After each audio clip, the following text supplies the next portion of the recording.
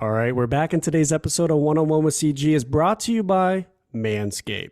Confidence is key in 2023, not only with routine, but using your Manscaped product. You asked and Manscaped answered. Introducing the brand new Manscaped Persevere Body Wash. It solves all three for the perfect addition to your daily grooming routine, but in the shower. Talk about being clean, feeling, and smelling good. Get 20% off and free shipping with the code WITHCG, WITHCG at manscaped.com. That's 20% off with free shipping at manscaped.com and use the code WITHCG. Let's keep the new year going, keeping things fresh and clean. On to the episode, baby. Let's go.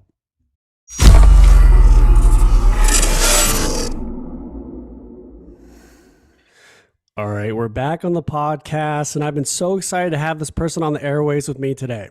He's a breathwork and yogi instructor who has a strong passion for mindfulness practices like meditation, breathwork, and cold therapy. He's here today to talk about his journey of healing and the topic of mental health. Chayton Steinmann. Chayton, welcome onto the podcast. Corey, CG, thank you for having me. I'm really excited to be on this podcast, and so I'm glad to be here and talk about my journey as well. Yeah, man, I'm happy to have you on. How you feeling today? What's going on? Feeling good, man. I just taught a class, a vinyasa class at 12. Did right before I stepped on here, did a couple breath work just off the Wim Hof method, just to stimulate, the body, my nervous system. So I'm feeling great. I love that, man. Yeah, it's important to get all that in. Routine's huge, as we talked about, right? Oh, for sure. So I want to get right into it. It was very important for me to have you on my platform today because I think you have an incredible story. And what I want to talk about and have a relatable conversation with is that you've had a journey of healing, right? And I think people need to hear about it. So today you're a yogi instructor. Today you're doing breath work as well. And I think people should hear about maybe your dark times in the past of where you were pretty low and now where you're at today doing your passion and all that. So would love for you to take me through the beginning and catch me up to the present time. All right. Well, yeah, just to begin, it really all started my journey after college. I moved to New York. I consider myself a pretty ambitious person in life and professionally as well. So moving to New York seemed like the place to go. My brother was living there at the time. New York is a place of many opportunities. Luckily enough, I landed a job there, and I was having the time of my life in New York, every day grinding on the weekends, having fun with friends. There's so much to do there. But at one point, you put a lot of stress on yourself just in general, especially when you're young. You don't really know how to deal with that stress in a healthy manner. And you don't know till like your back's against the wall. So it started getting overwhelming at times. I was getting stressed. And at one point I was just having like bad anxiety, almost, panic attacks here and there. It was a struggle at one point. It was definitely taking a toll on my sleep. Uh, and my plan was to be in New York only for a couple years. So I felt when that time was up was a good time to move back to California. When I moved back to California, my priority was more focused on not only my career, but mental health itself. I wanted to find a way to just balance my lifestyle. I realized through my experience in New York how fragile the mind really is. And I think once you learn that in life, you start to prioritize on things that you need to discipline yourself for your mind specifically.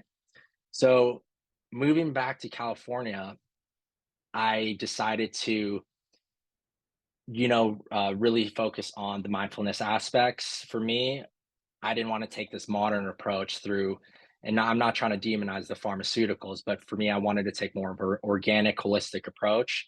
I wanted to try to balance my mind through a natural way. So I started to meditate quite often. And the thing is, I was actually exposed to meditation as a kid, maybe 17 years old from my parents. They brought me to the transcendental meditation. So it's a very common form of meditation. It's basically you're repeating a mantra over and over again. And you would do that 20 minutes in the morning, 20 minutes in the evening. I never took it seriously, I'll be honest, when I was a kid. I was naive. I was still growing. Sometimes I would do it in college. I have felt the need to do it, but I really don't know if I was getting the benefits from it. I will say in New York, I started doing it here and there and using apps. But once I moved to California, I was like, you know what? I think it's time to. I retook the course with a friend of mine, our mutual friend Wyatt. He was interested as well, so I retook the course of TM, and I just remember that day I just had such like a profound, deep experience in meditation. I think almost my body was like craving for that stillness and just that mindfulness aspects you get from it. So from that day on, I started meditating twice a day, 20 minutes in the morning, 20 minutes in the evening, since then and up till now. And it's every day I felt myself getting better, a little bit better, a little bit more awareness, more clarity, and starting to feel good. It was pretty crazy. Uh, but the thing with meditation is you have to be consistent with it and disciplined. You can't just do it one day and expect yourself to feel better, or you can't just do it one day and expect yourself to feel more mindful. It has to be on a consistent basis. And there's many other disciplines that you have to be consistent on. And we've spoke about that and we'll get to that as well with like cold exposure and breath work. So yeah, from that, I again, meditating, I started getting more into the nutritional aspects of life, reading books on nutrition, experimenting with different types of diets, whether that be vegan, pescatarian, vegetarian, keto even. I ran through it all. I tried all of them, but I finally found like which diet works for me. I can't say one diet is good, better than the other. I think everybody's specific to that individual. So you just kind of have to find what works for you and how you feel better. And I would say one of the biggest things is not over snacking. But again, that's just on the diet side. So working out is also crucial. Being physically active, whether that's just playing basketball, going to the gym, swimming, running. I was getting into running more as well. I felt that running was a form of meditation as well.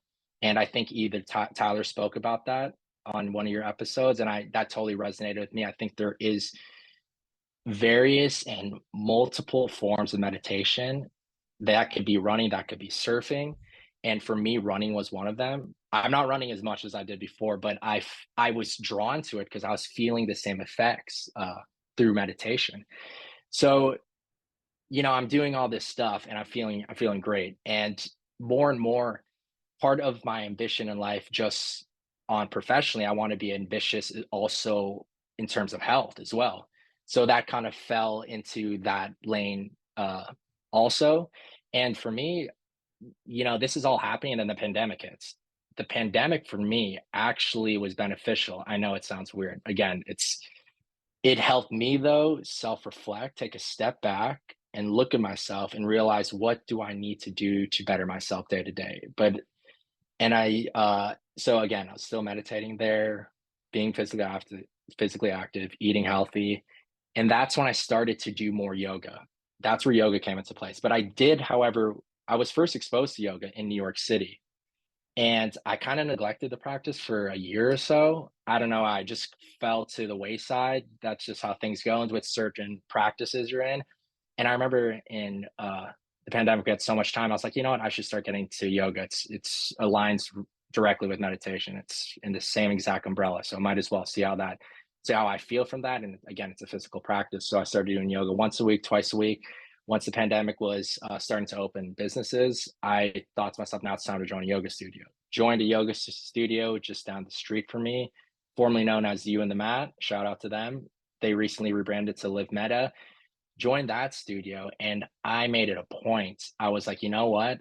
I want to religiously practice yoga and see what it really does. And I was not only did I was I ambitious to practice, but I also felt like amazing. So I would do it almost 4 times a week, sometimes even five, and then still try to work out there.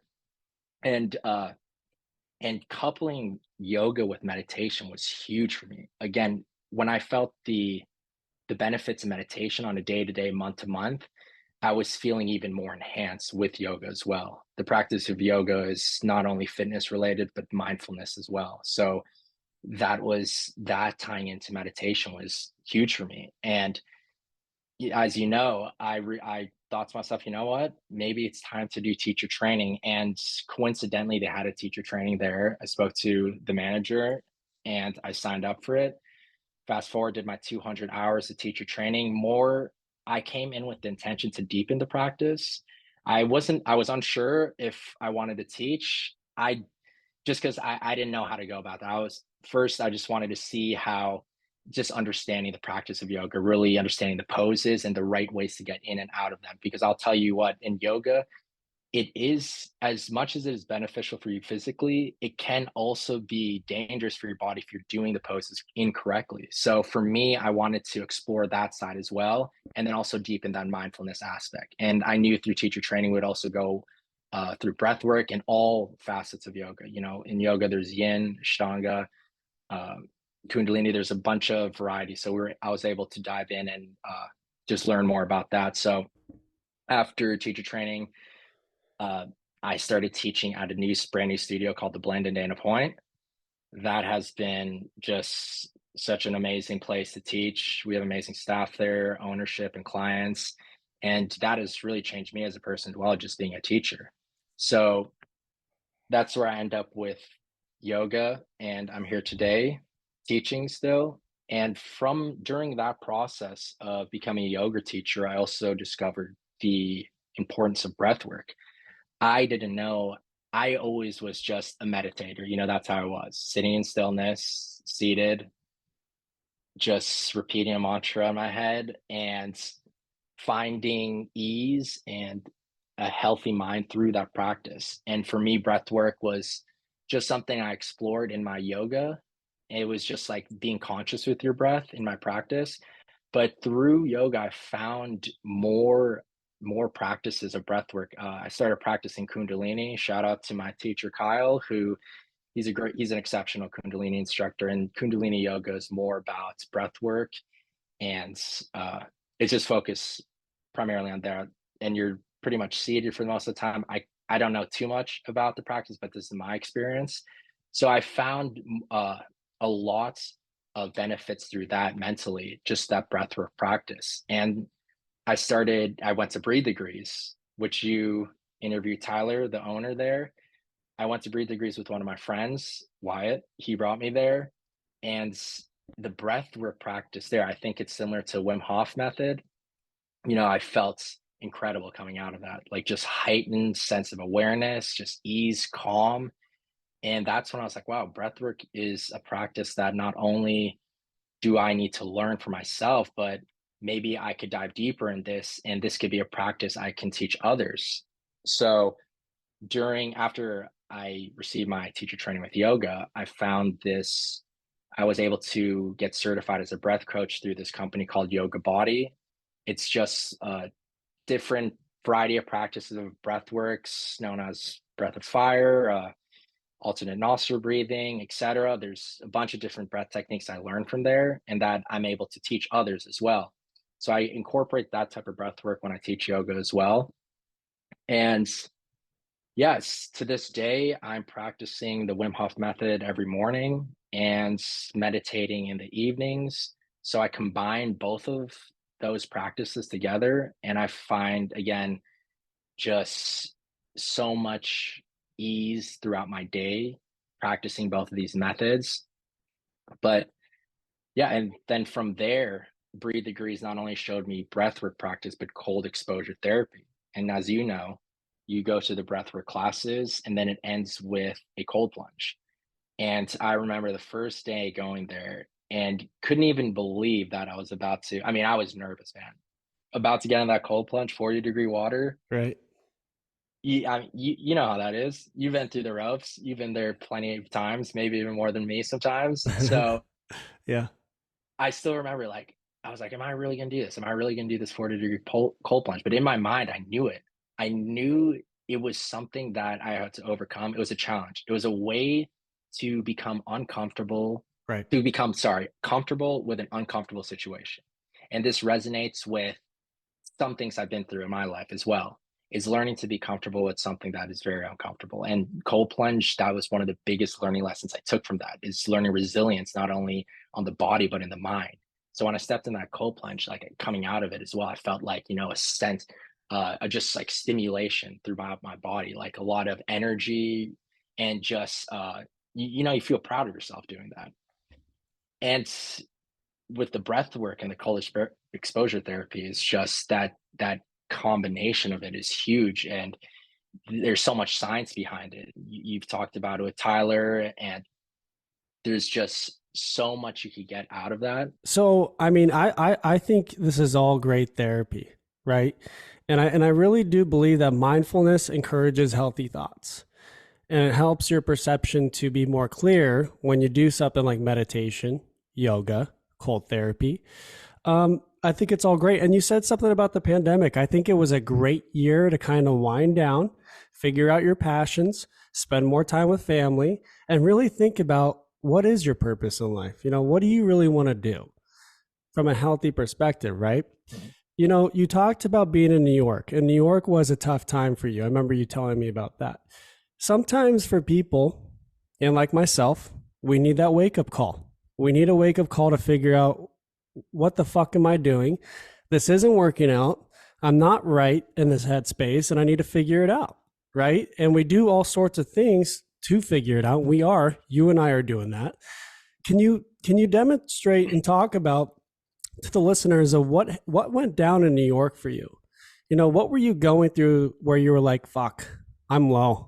I'm real low and I need to figure it out. What happened to where you were in that point and then you kind of transition into what you're doing now with your passions?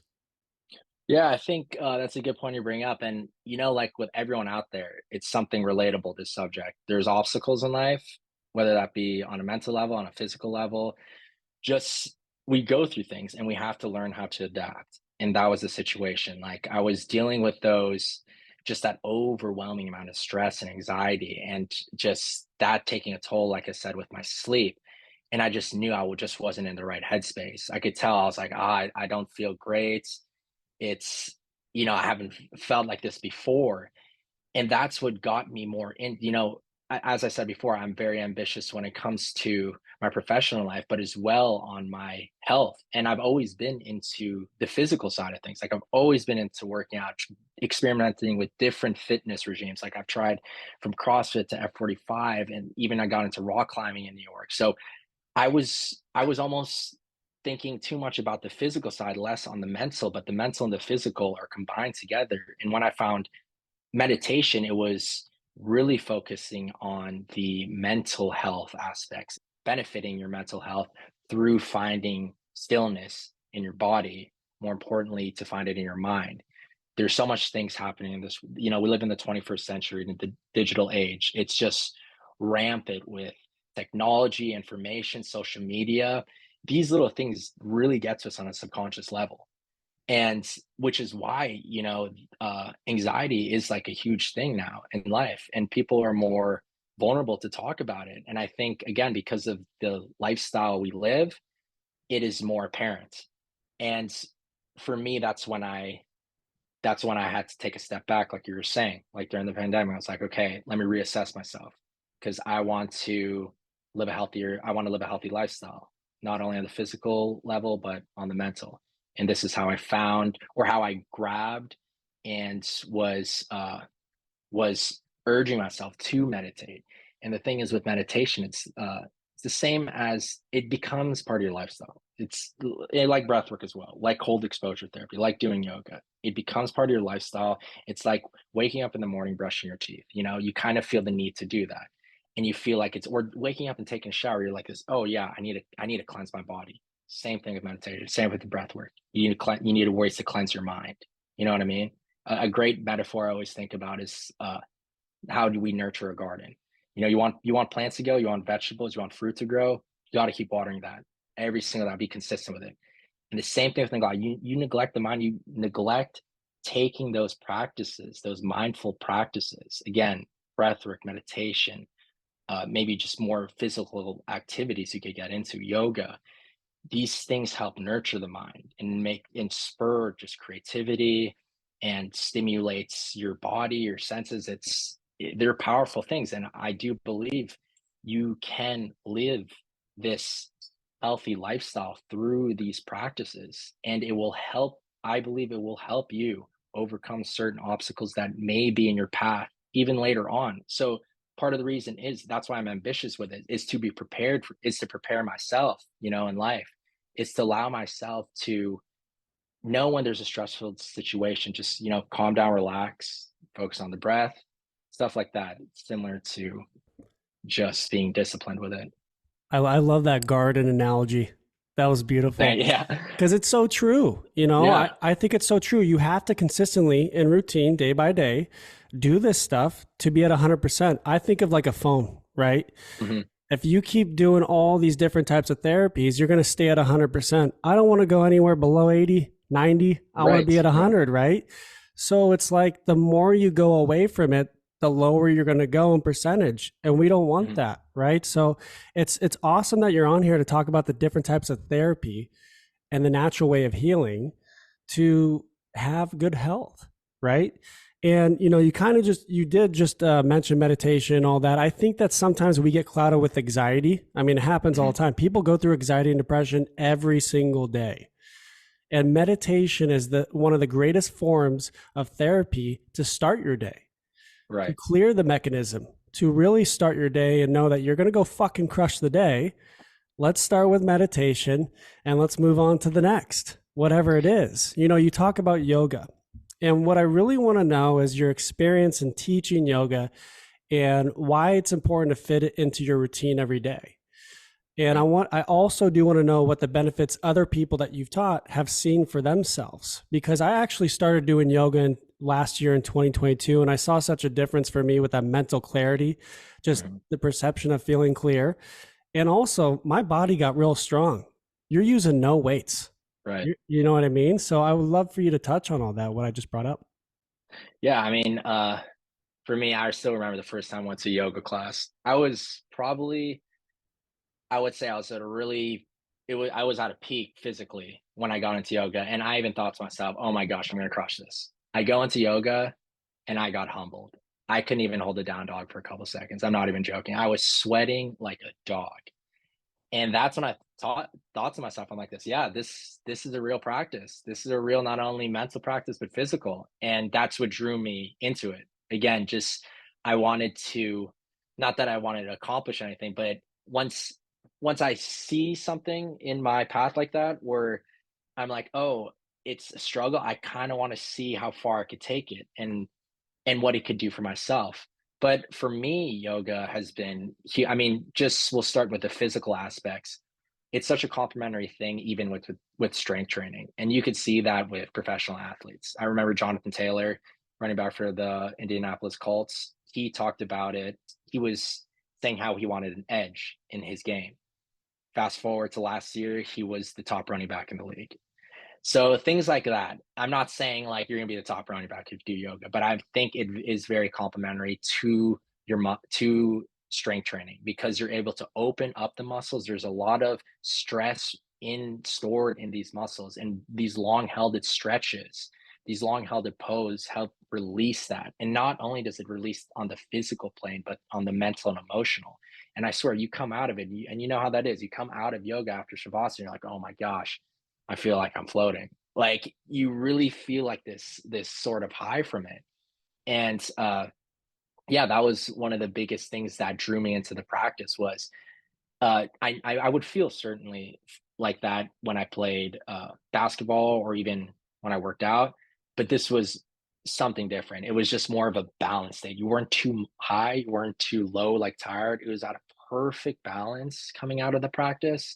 We felt great. And I always say to people who come into my classes, the poses are one thing for sure, and everybody is unique to its just physical structure. So poses are always going to look different.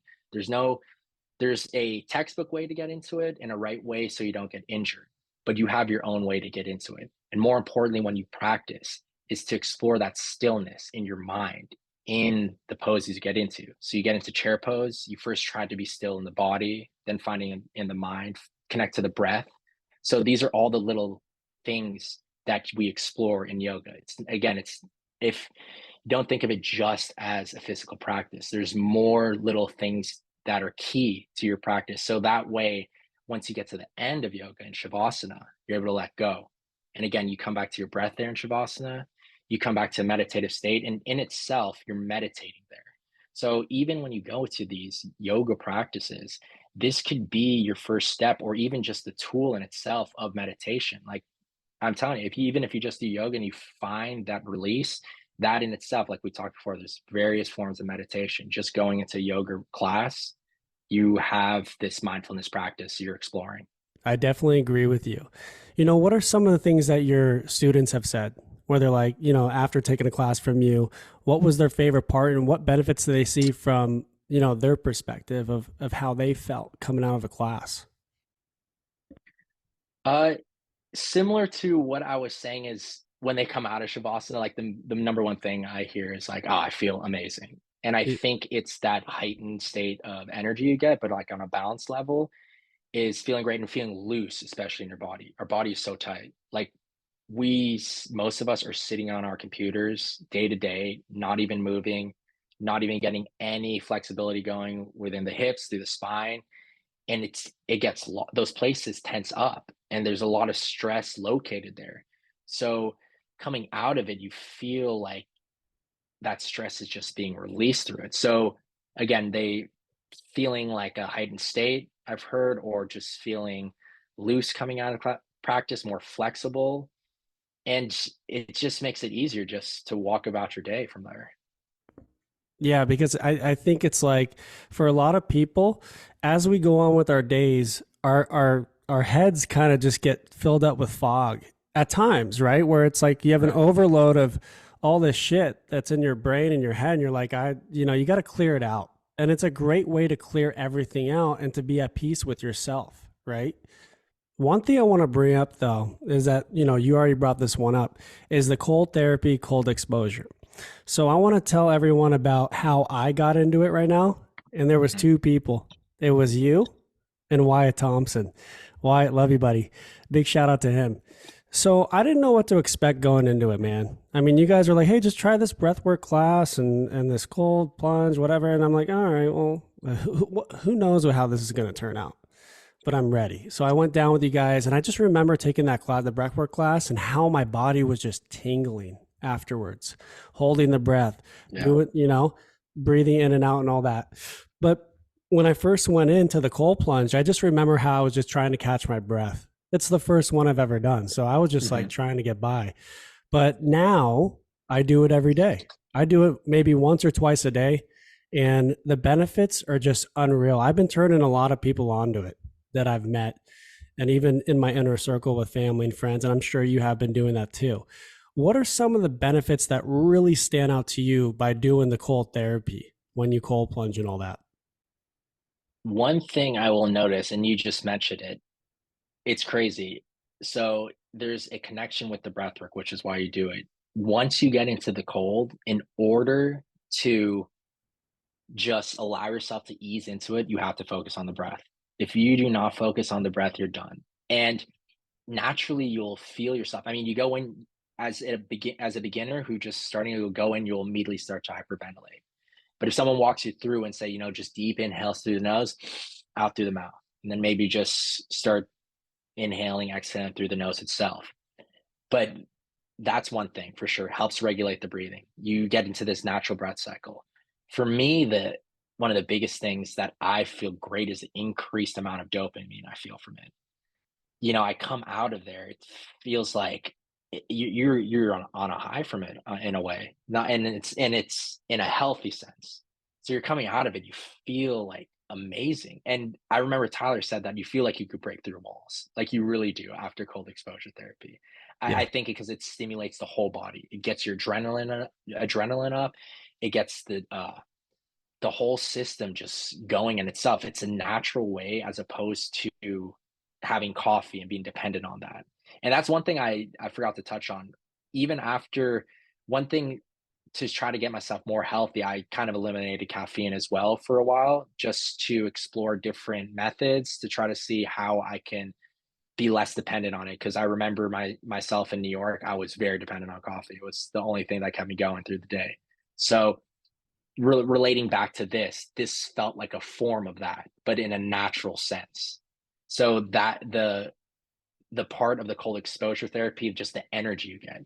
And the biggest one is the resilience. The resilience level you increase. Not only physically do you increase that resilience where your body is able to withstand it, and you've noticed before, and I'm sure you have, every time you get in there, you could stay for a couple more seconds. And it's pretty mind blowing. Like you really think you could only stay there for 30 seconds, the first time you do it, and then you go 3 minutes, maybe you go four. The resilience you get from it physically, but more importantly, mentally.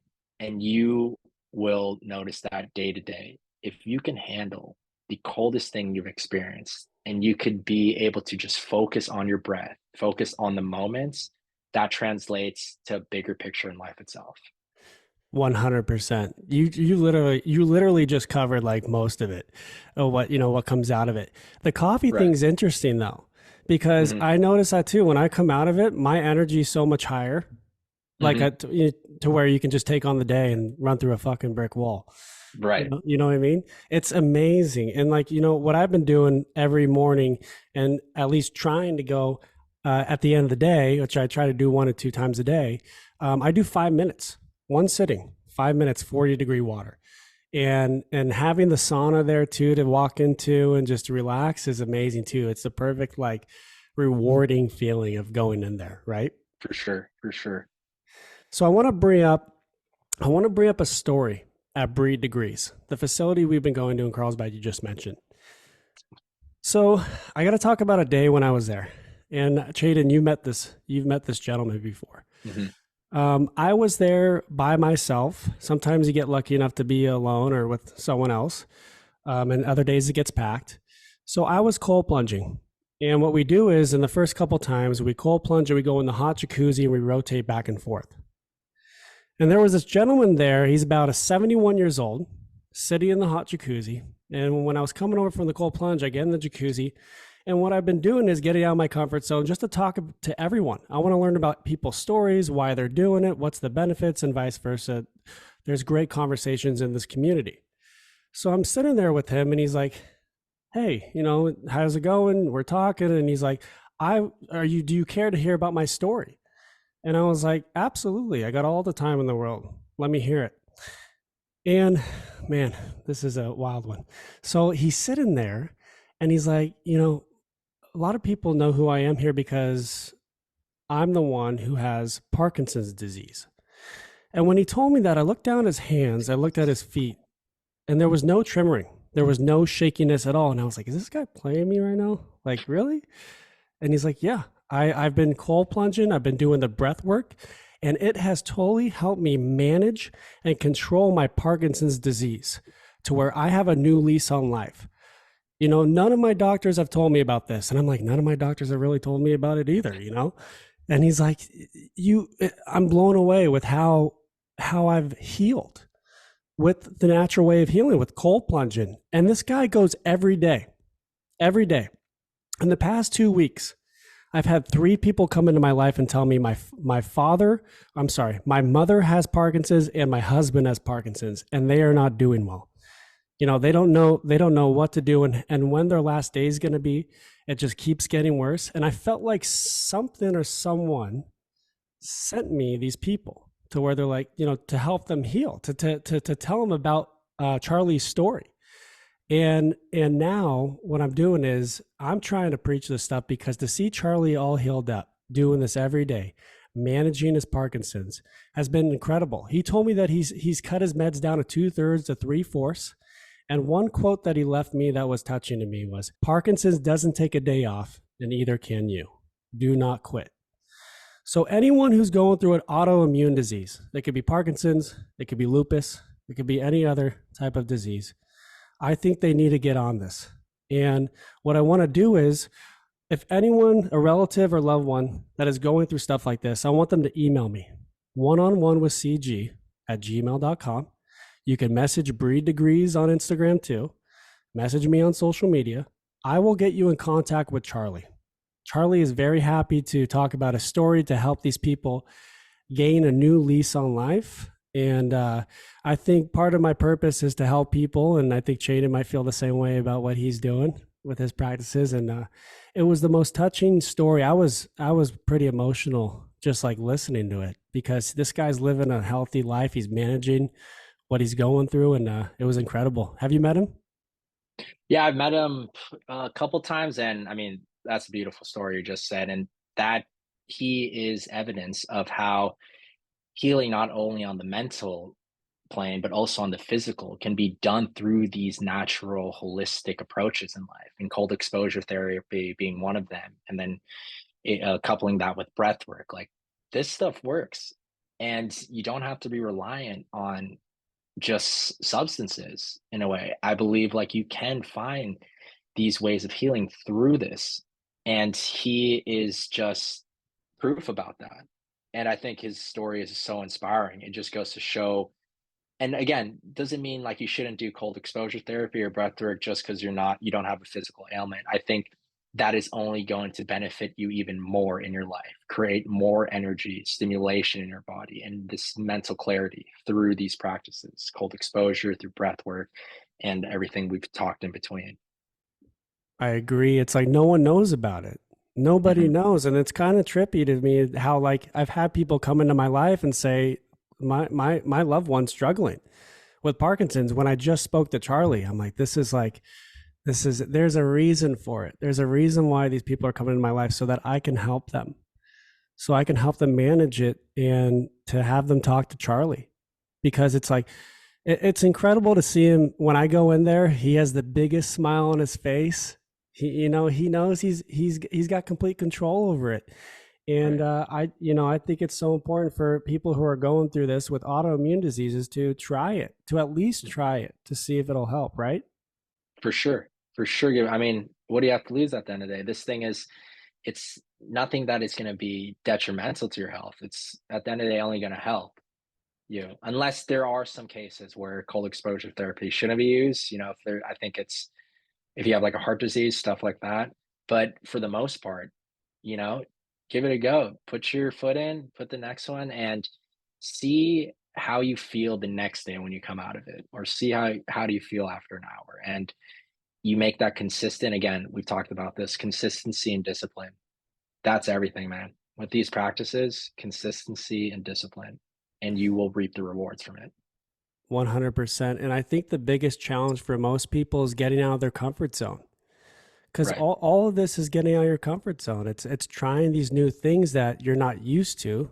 That can be a pain in the ass. Sitting in cold water is not fun, but think about the rewarding benefit of doing it. And that's what you're preaching right now. One thing I want to move into is this yoga retreat that you're trying to promote with Mhm. your team. I'd love for you to touch on the experience that's to be expected if people actually catch on and take it on. So tell me about it. What's to be expected? Yeah, so funny enough, like through this new found path of yoga, mindfulness, health and wellness, I actually met a friend. His name's Stefan. Shout out to Stefan. I met him through Wide, actually, a mutual friend, and he as well was a yoga instructor in Kansas City, and he made a name for himself there. He now hosts retreats in Sayulita, Mexico, called Blue Sayulita. You could search that on Instagram. And he told me about them. Like he was actually, in a way, he was a mentor to me as a growing yoga instructor. He taught me a lot, and I learned a lot from him. Not only a mentor, but a good friend of mine. And so I he told me about the retreat. I ended up going, and it was one of the most transformative experience that I've had. And it couldn't have come at a more perfect time. I went there, I think it was last October. It felt as if everything I was doing in my life through this health and wellness, it was culminating to that time in Sayulita, that retreat. It was a time for me to self-reflect again, and it was a time for me to grow. And I knew like being there, I was like, I do want to grow even.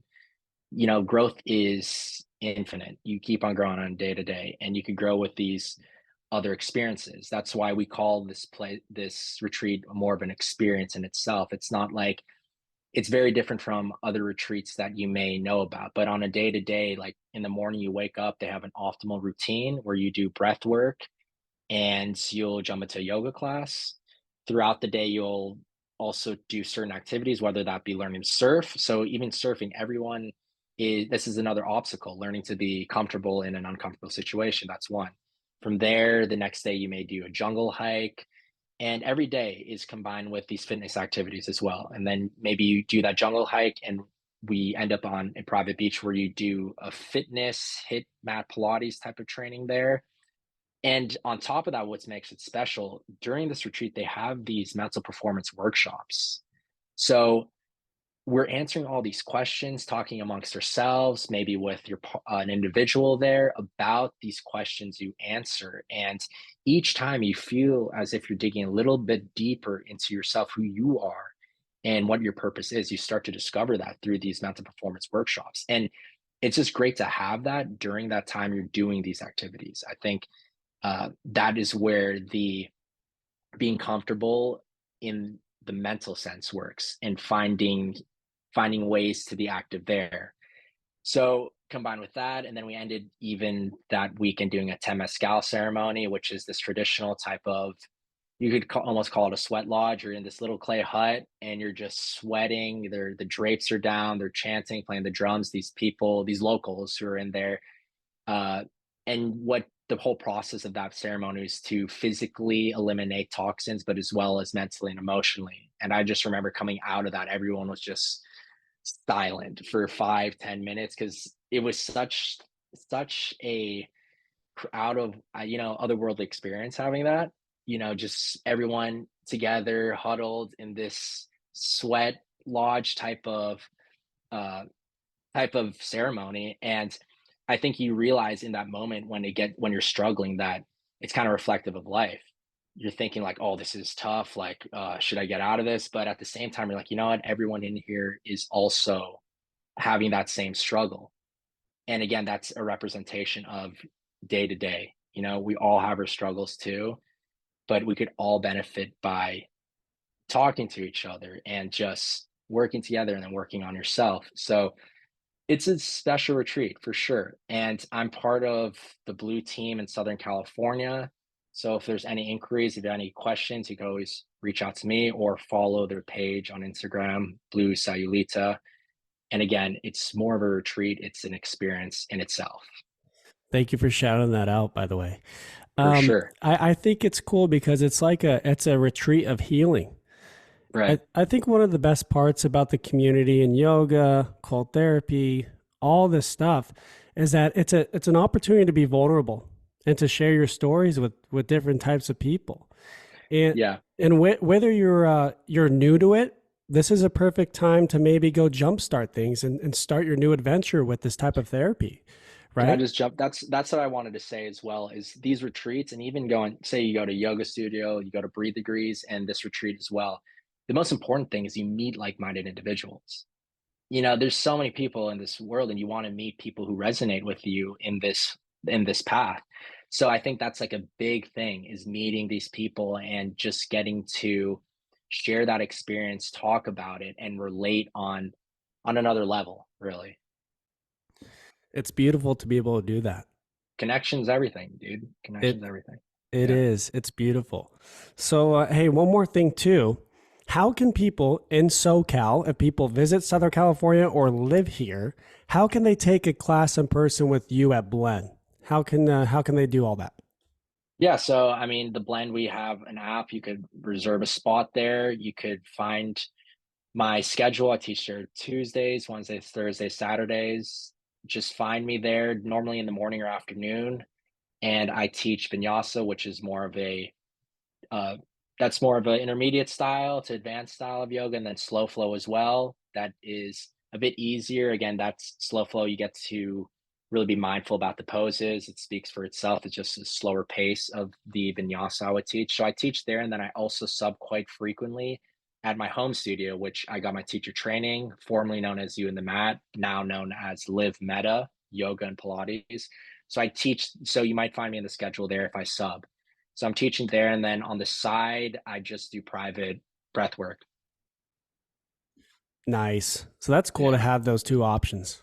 I love for that. sure. Yeah, yeah, Well, in conclusion, I want to say this.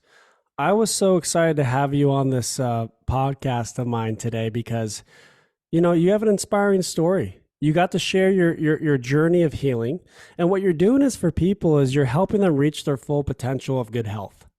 And I think that's just like to have that type of impact on people is huge, and that's what I want to do too. I want to be able to share my journey and share other people's experiences with how they've healed, and I've been doing what they're doing to better people's lives. And Man, you're doing just that. And Chayton, I've known you for so long, since you were little, just a little guy, and I'm so proud of you, man. You know, Dude, you're like a brother to me, and I'm just so proud of what you're doing, and I'm proud of us to just go out and help people, and that's what it's all about. We sometimes you got to be selfless. You got to go out and do nice things. So it's important for me to always give back and pay it forward, especially on my platform. So thank you, brother.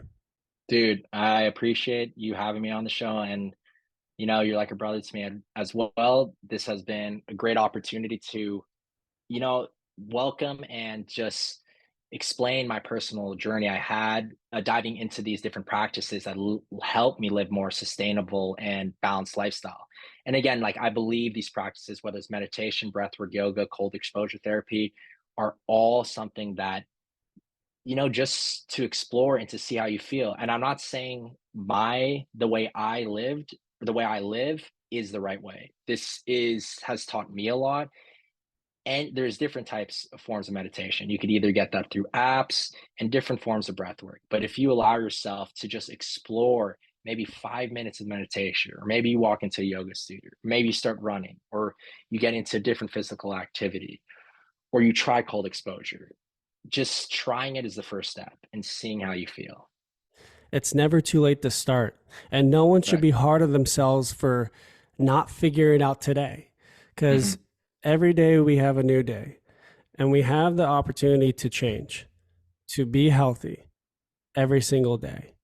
and Right. and and I'm so happy with where I'm at. I'm happy with where you're at, and we're going to continue to grow and evolve into healthy people. So I appreciate you, brother. Thanks so much for jumping on. It means a lot.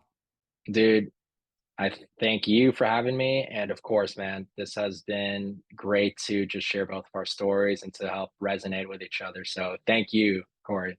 Absolutely, brother. Well, have a great day, and I look forward to chatting with you after this and seeing you.